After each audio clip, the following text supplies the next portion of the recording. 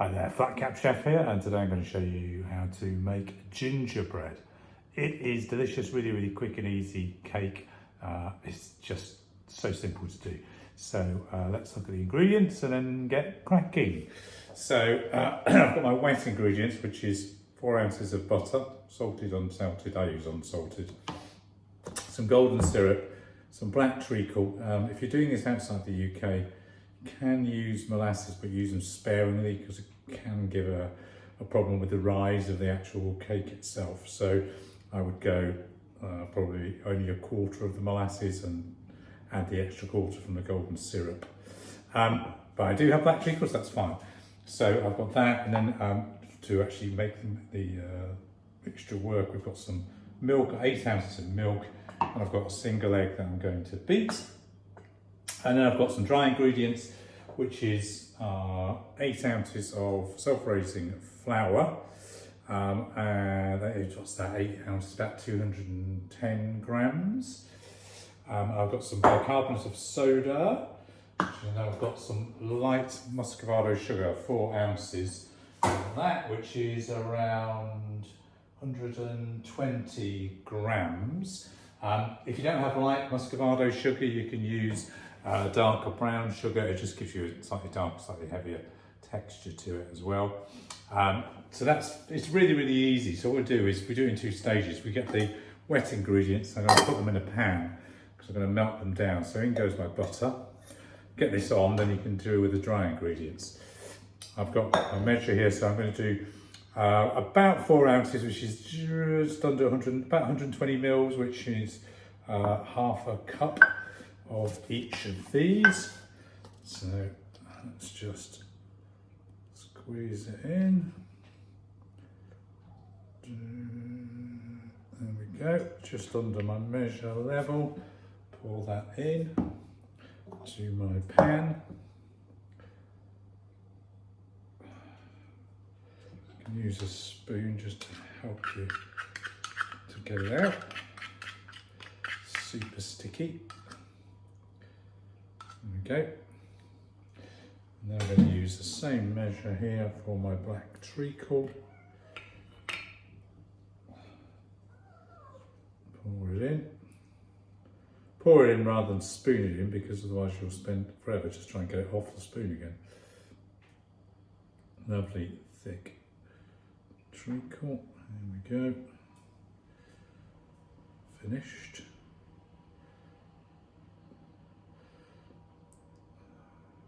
Put that on there a second. Where's my spoon gone? There it is. Let's get this off the edge of the tin. I'll put that in a sink so it gets sticky everywhere. Pour this one in. Again, you need your spoon because it's even thicker than the golden syrup, unbelievably.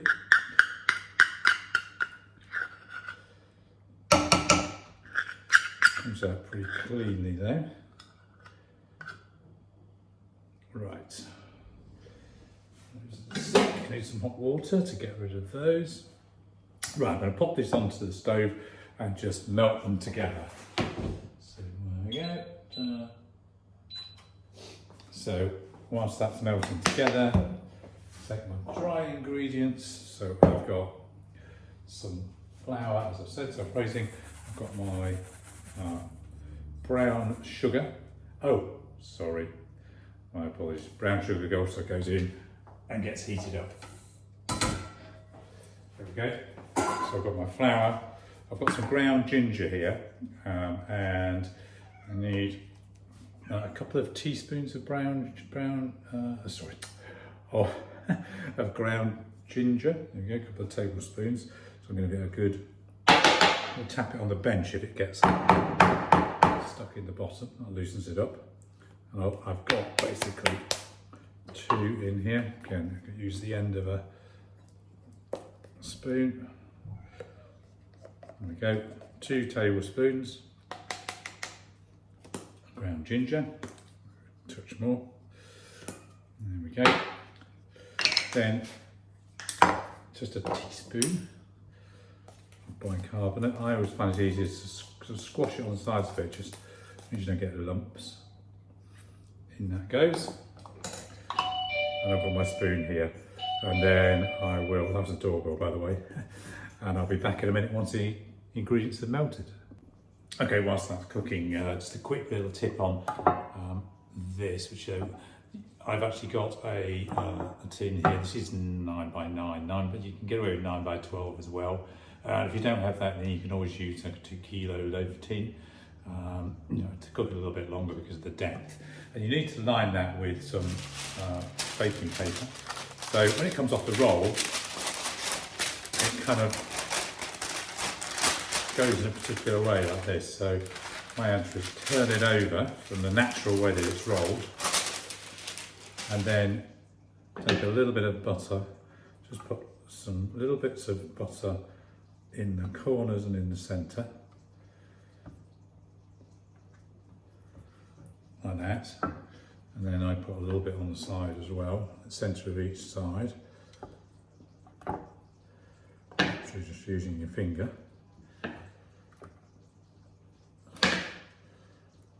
Like that.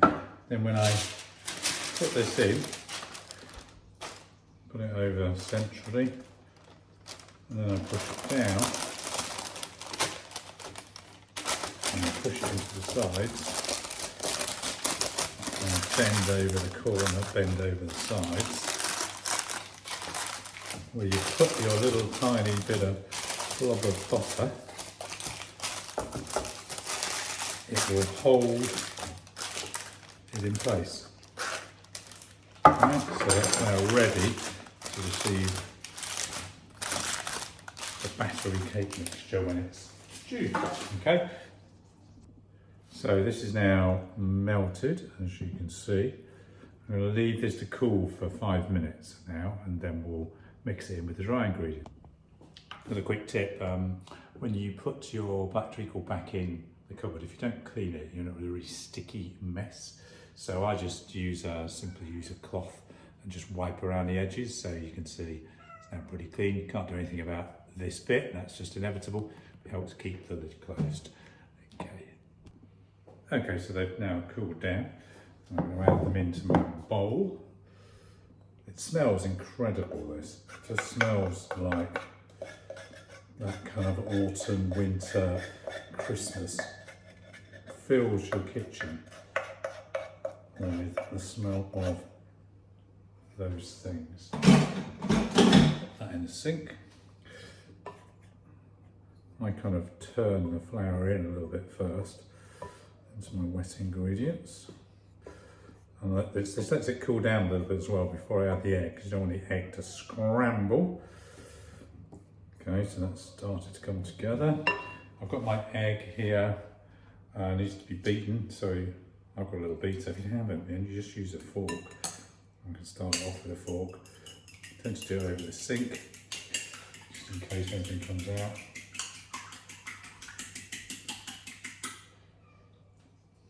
It's already starting to look like that. I'll just give it a quick version of my beater.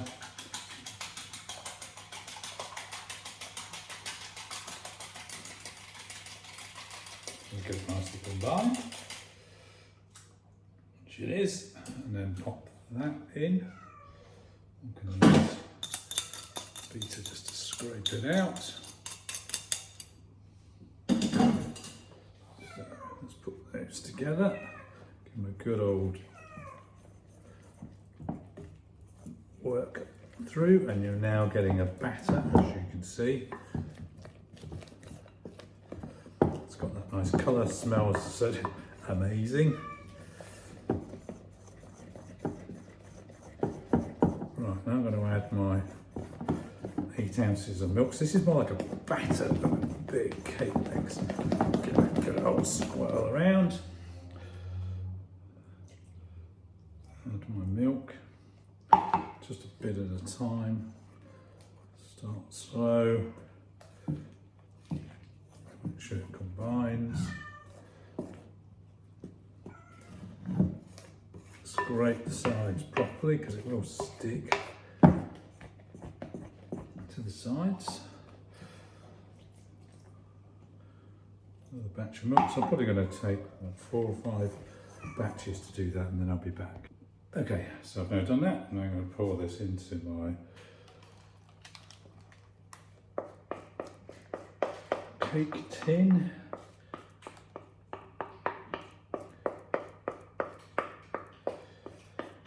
All the sides. I've preheated my oven to 180 degrees. That's 160 fan gas mark 4. I'm just going to cook for about, I'm going to set the time for 35 minutes. I'll check it. Use a little skewer, drop it in the middle, see if it comes out dry, and then we will be back.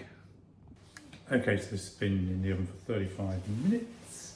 So one of the ways to test button using a skewer or a knife is just to do the push test. So push it, should spring straight back to as it was. That's exactly what this is doing. Give it a reasonably firm push, it just springs all the way back. So it's going to be cool now. Let's cool down for a few minutes and we'll be back to slice it up. Okay, so it's cooled down quite nicely now. Joy of having it in this is that we can really just lift it straight out. Try's nice and clean. Make sure you do take it out. Don't leave it in there because it will sweat. That's very nice. And there we go. And then we just slice it in. I find the easiest way to do it is down the middle first. Sharp knife. And then half again. And then across. The edge piece is always used to be the favourite. My mum used to cook this. It should be really crumbly and lovely. And look at that. You can see how springy, lovely and moist that is. So if you want to see more, just subscribe. It's free. It just means that you get alerts when I publish again. I'll be back soon. Bye. One final tip, when you've taken it out, you're trying to actually, so it's easy to just slide a broad blade knife underneath and just ease it underneath so it just takes it away from the paper and it won't all stick to it.